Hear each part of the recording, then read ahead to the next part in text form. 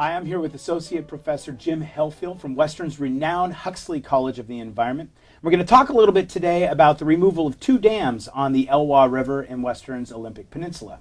But before we get an opportunity to learn a little bit more about it, Western students have put together a beautiful video about the beginnings of the process before those dams were removed.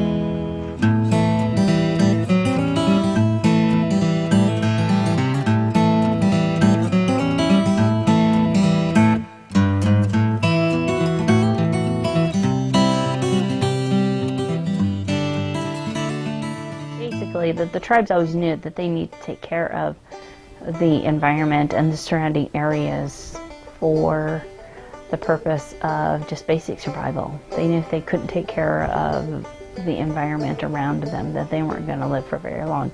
So they had to take care of it out of the will to survive.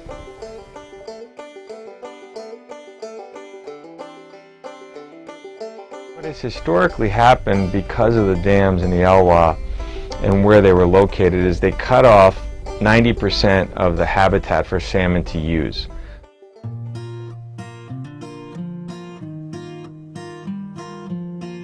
The sockeye and the Chinook, every year they go up to the lower dam and they will literally beat their heads against the dam trying to find their way back up, which is, I think that's really fascinating because, you know, that dam has been in place for almost 100 years, yet these fish know that they want to go up into the watershed. Their instinct is to migrate up past the lower river and up into the watershed. So every year you have a population where you can just see them circling in the pool behind the dam, just waiting to try to get up.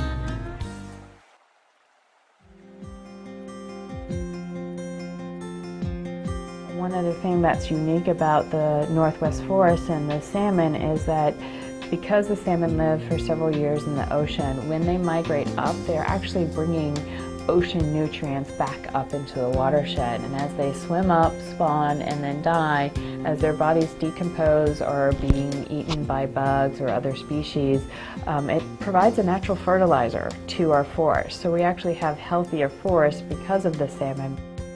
In a dynamic river system like the Elwha, it's moving water, it's moving sediment, it's moving energy, it's moving nutrients from the upstream to the downstream. So you've changed that entire process. So what happened in the lower river is that all these gravels that historically were recruited to the lower river no longer were recruited, and it's basically decreased the estuary that used to be there by a significant amount. And that's a really critical area where salmon will actually equilibrate from basically being a freshwater fish to a saltwater fish. What we'll see happen when the dam is removed is we'll see that estuary expand. By putting in a dam, you remove all of these processes that slowly act over time and you may not notice, but suddenly after 100 years you have a very different system below the dam than what you had before. And so by taking out the dams, you allow all of these processes, you allow the hydrology to restore, you allow the transport of sediments and nutrients and woods to really come back.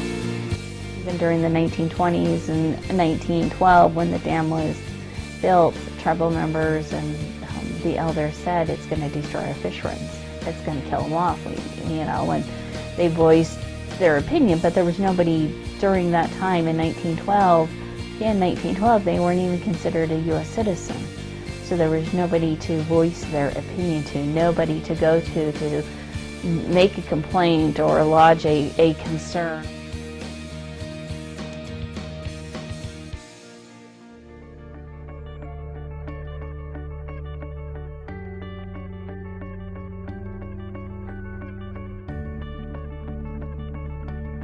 You see a cultural shift in how people view rivers and fish and dams. It's not that dams are bad.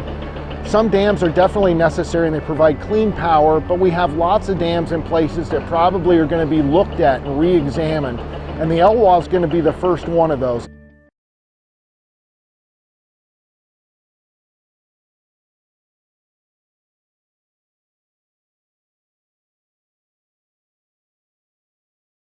You don't need to teach an ecosystem what to do. We just really need to give it the opportunity to do what it has done for millions of years. So we sometimes interject ourselves in these natural processes, and we are part of the natural process. But the reality of this situation is that once you remove those barriers, the river knows what to do, the fish really know what to do, and it's really us observing and being good stewards, you know, with our keen observational skills and our ability to measure things to really understand what a river can do by itself. So the Elwha Dam, I mean, this has been a long process. This has been a very long process. I think the dam removal was originally approved by Congress in 1992, and so it's been over 20 years in the making. And how long have you been working on it?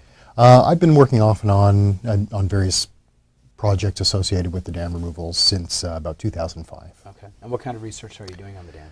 The research that I've done has focused mostly on the recovery of the vegetation surrounding the dams. Now that those dams have been removed, you've got the former reservoirs, Lake Mills and Lake Aldwell, that have been drained of water. All that exposed sediment is going to be colonized by vegetation. And so for some time the park has been concerned to make sure that we can get a diverse, healthy community of plants and that it won't be completely taken over by invasive species. Blackberries. Yeah, exactly. It won't just be a field of blackberries and Scotch broom. So the research I've done, I worked with a graduate student a few years ago. We actually collected some sediment from the bottom of Lake Mills and conducted some studies in greenhouses to see what, if anything, can grow on that. And so the work that we did helped to inform the park's revegetation plan.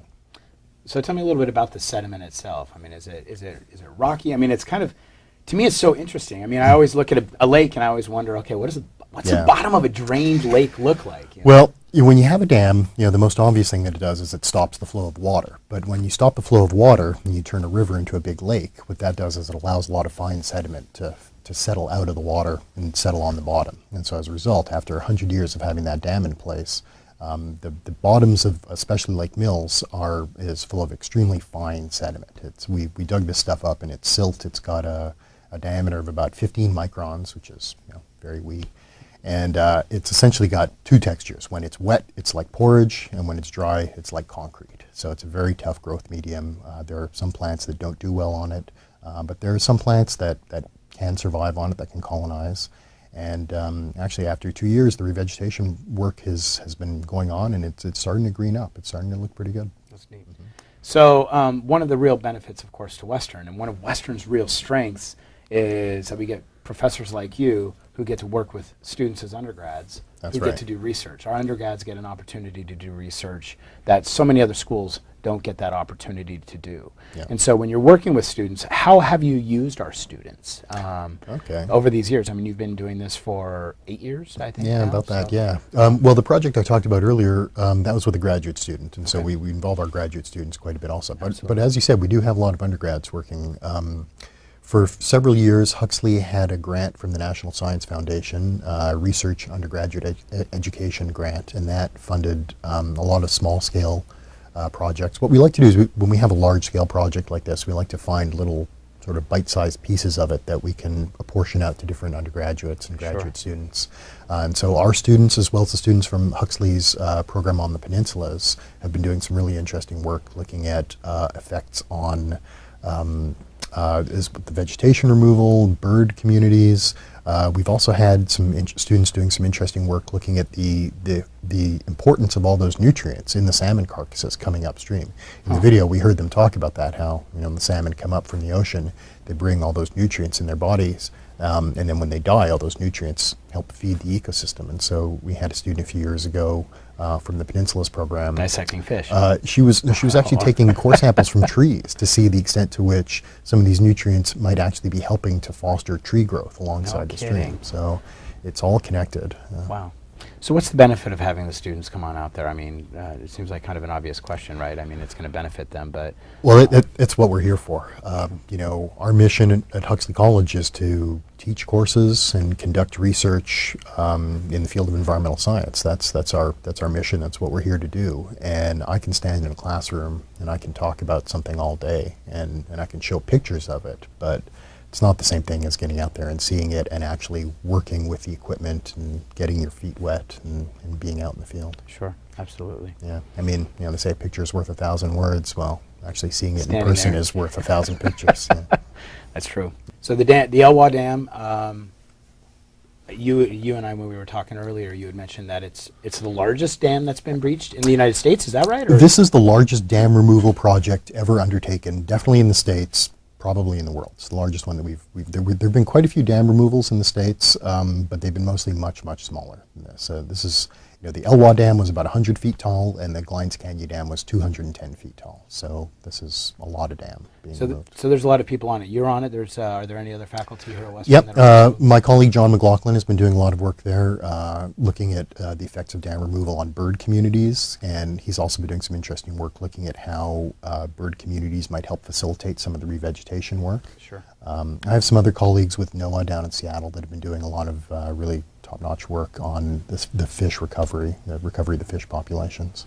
Speaking of the fish, so I had heard that once they breached, fish actually started they started working their way out. They started spawning like it had never been there. Yeah, you know, in the field of ecological restoration, we like to say, if you build it, they will come. In dam removal, it's the opposite. If you tear it down, they will come. And there's been some concern. We didn't know how quickly the recovery would take place or how quickly the recolonization would take place, but especially with all that sediment coursing through. But we've already seen a few wild Chinook and steelhead make their way up past the first dam, past the lower dam, and spawn in the Lillian River. So, that's amazing. Yeah.